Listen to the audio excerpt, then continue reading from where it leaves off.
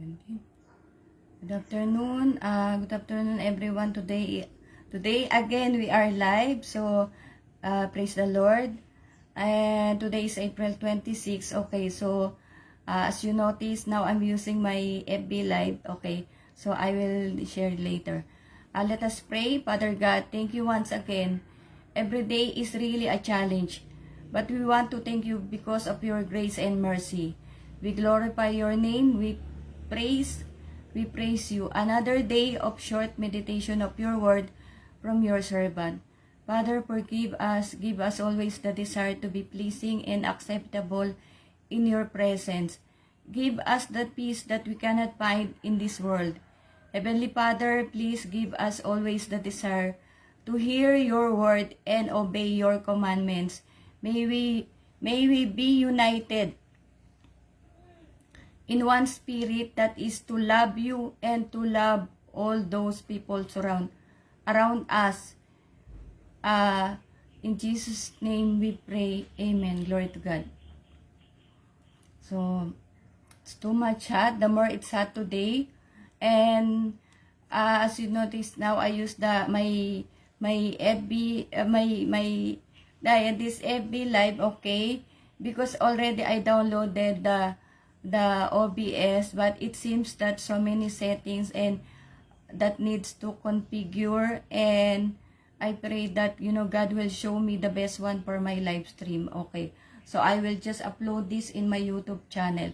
Let us greet happy birthday to Brother Ronald Padilla Gadpolintan. Happy birthday to Ana Paula Junice Banaria. Happy birthday to Sister Mel Gison. Happy birthday to our beloved, this is a minister, Brother Cleto Tamayo.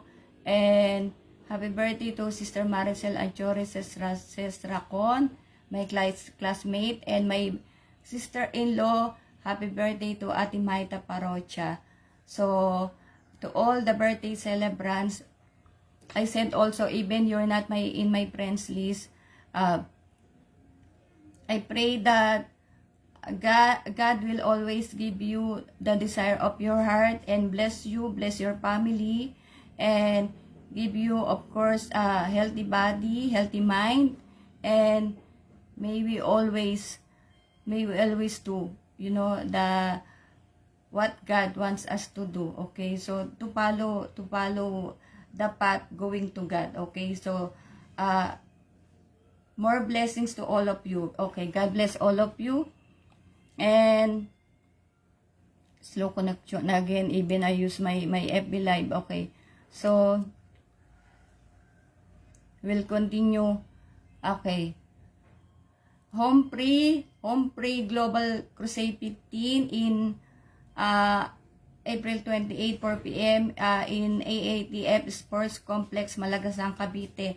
Okay, so all of you are invited. Okay, I told you, if you are only in the house and you don't have the chance, the resources to go to AATF, you can watch in PMCC 4W Live, okay, in YouTube. And you can, if you believe, you repent, you want to be baptized, you can go to the nearest PMCC Port Watch near your place. Okay, to God be all the glory. Again, thank you everyone. Really sorry if only heart I can give. Okay, God bless us all really every day.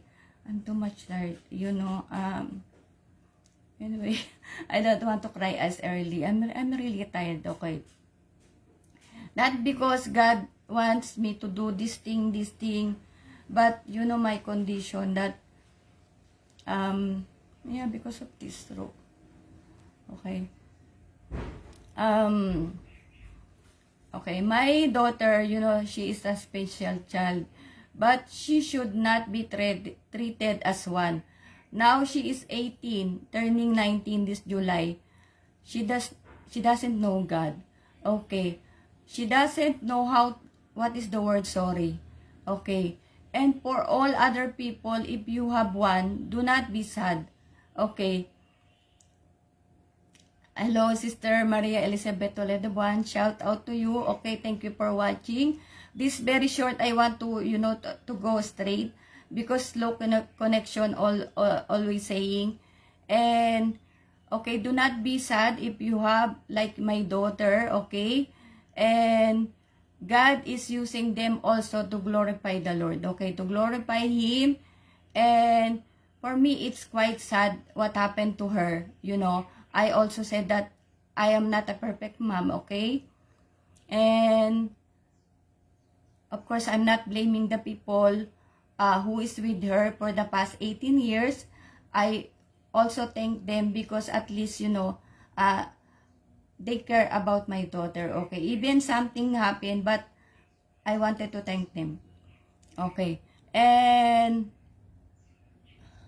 people around her created so many lies and cheating even to my husband's sister. But we thank the Lord because God is merciful. Okay, all of us can be forgiven by God if we seek Him with humbleness. To God be all the glory. In our training in Permax, one doctor said all of us, within us, each of us, we do not notice sometimes we have that something like disorder also. For example, is it bata or sometimes weird? I can't explain thoroughly, but something like our brain malfunctions. Okay, like we have also spectrum disorder in some ways. Okay, that's I cannot properly explain, but something like, okay. And last time, only maybe 3 verses, I discussed Bema judgment. These are the judgment for the believers. Those included in the rapture, their rewards in heaven, okay?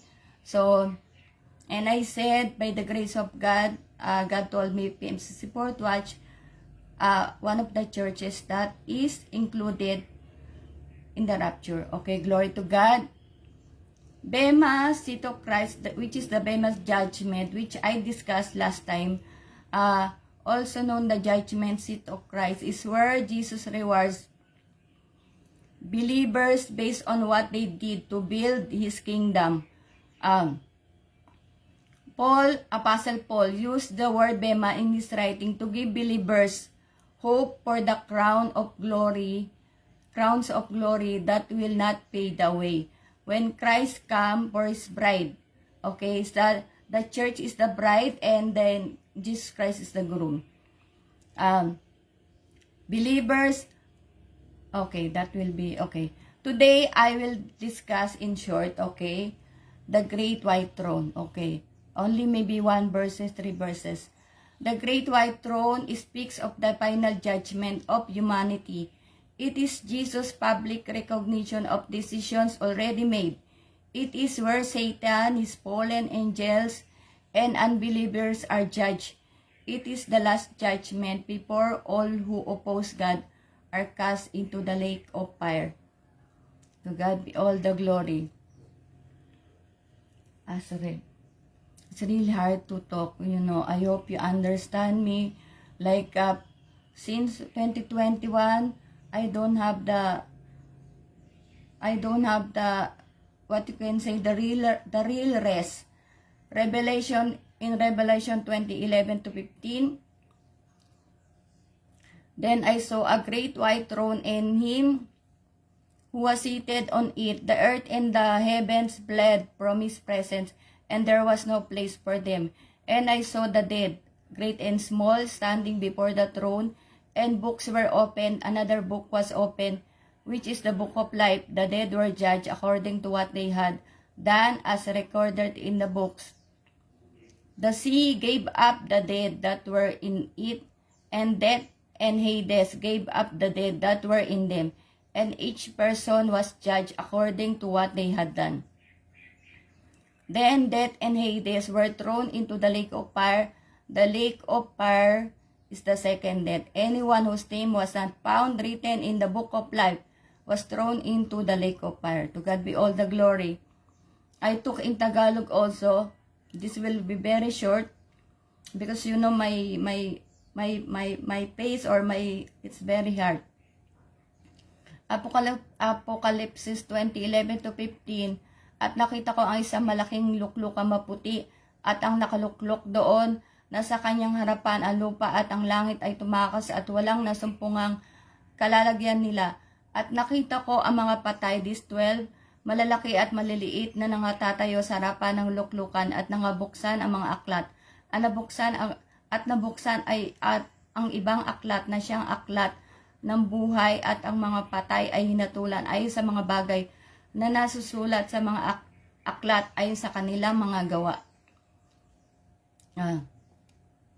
And 13, at ibinigay ng dagat ang mga patay na nasa kanya, at ibinigay ng kamatayan at ng Hades ang mga patay na nasa kanila, at sila'y hinatulan bawat tao ayon sa kanya-kanyang mga gawa. Okay, shout out to, I don't know, Rory Binapi is watching. I don't know, woman or man. Okay, sorry for that.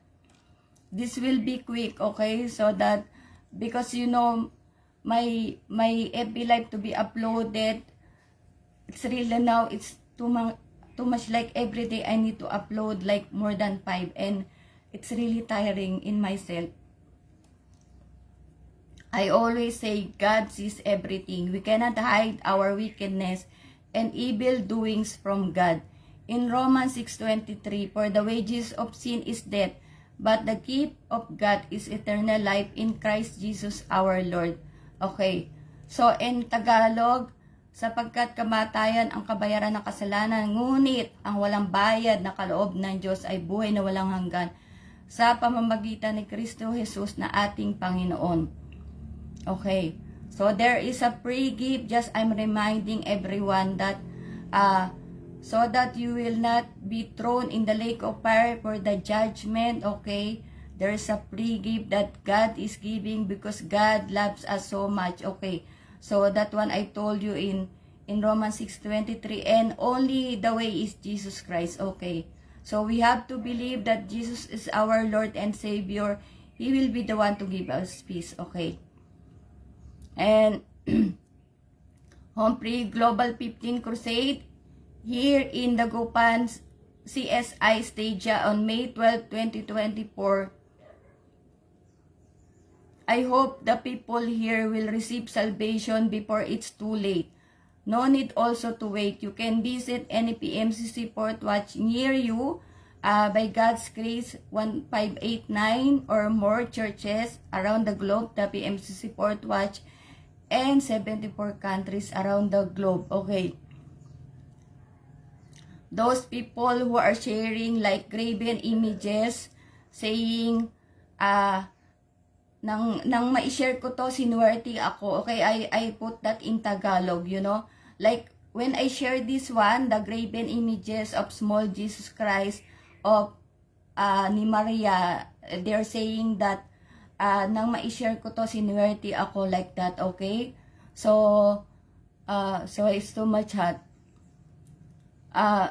Do not believe to them, because those people who created those will also not left unpunished. Okay, so that is not good. I'm just telling you, okay, that those people will for sure will go to the lake of fire if they will not believe, repent, and baptize. Okay, so and before I mentioned about World War III, which our beloved apostle also said. Okay, I shared also in my YouTube channel.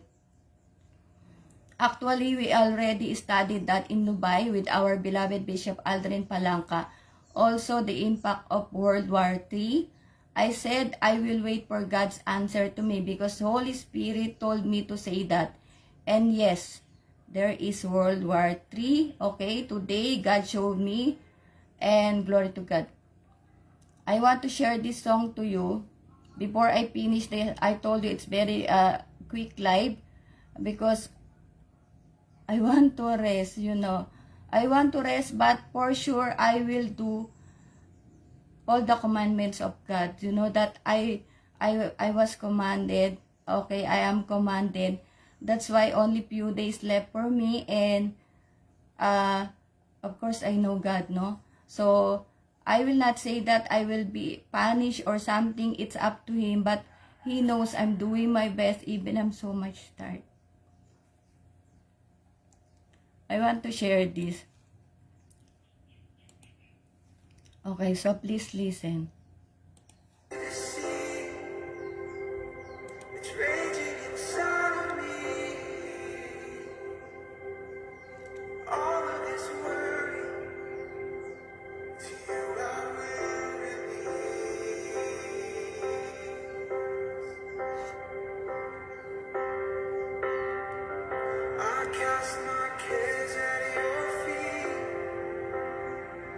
Maybe few seconds only I will play.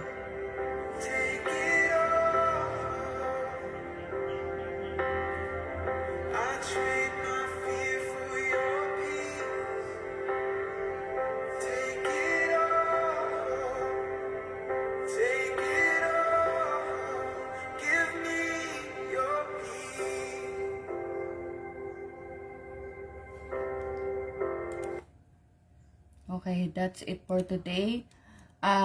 This is what we need, all of us. Peace that only Jesus Christ can give. Okay, before it's too late, for some people, what I shared, I think yesterday, you know that, yes, we have much more time. Okay, I hope you will not say, because always the repentance at the end, okay? But this one, God is giving us the chance to repent. Be baptized, believe, repent, and be baptized before it is too late, okay? So, I'm not again threatening you, okay? I'm just telling you what God is telling me to say, okay? And to God be all the glory. Now we will pray, and I will read my prayers. I'm sorry. Let us pray. Heavenly Father, for we know that thank you is not enough for all your goodness to us. Draw us near to you. We need you in our life. Be the driver of our life because we know we are weak. Without you, we will all fail. Thank you so much. In Jesus' mighty name, amen. Okay, so thank you so much for everyone. And may God bless us all. And see you all tomorrow. To God be all the glory. God bless.